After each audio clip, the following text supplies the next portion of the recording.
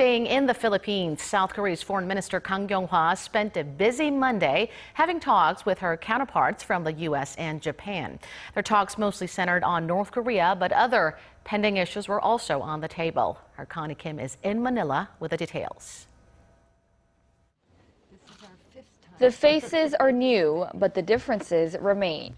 South Korea's Foreign Minister Kyung-wha and her Japanese counterpart Taro Kono are making their multilateral diplomacy debuts in Manila, but they couldn't make much headway on a key issue during their first sit-down. The talks merely serve to highlight how far apart the two countries are on the issue of the 2015 agreement on Japan's wartime sexual slavery. There are difficult issues between the two countries, but I hope we can communicate frequently and cooperate by bringing our respective wisdom together to resolve issues. Kang explained to Minister Kono that a task force has been set up to review the agreement, a widely disliked deal in Korea that was sealed under the previous administration and without the consent of the victims. Kono has already stated that Tokyo has no intention of reopening talks on the issue. However, the two diplomats did see eye to eye on cooperating against North Korea's growing missile threats. Working together to rein in Pyongyang was also the main focus of the Seoul, Washington, Tokyo foreign ministers meeting.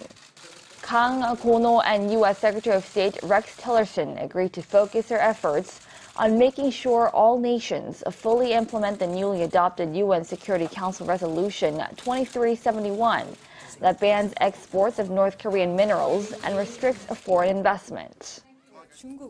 The resolution was adopted unanimously by the UN Security Council, including China and Russia. The resolution must be implemented by all members of the UN. The ASEAN Regional Forum also provided the setting for the foreign ministers of the two Koreas to exchange a few words. Their brief chat garnered a lot of attention since it was the first meeting between officials from the two Koreas under the Moon administration.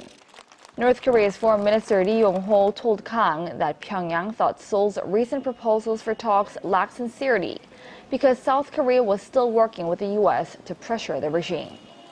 And North Korea centered stage at the ASEAN Regional Forum retreat, where regional security topped the agenda, while the ARF chair's statement, expected to be adopted as early as Tuesday, will likely raise a strong voice against North Korea's continued provocations. Connie Kim, Arirang News, Manila.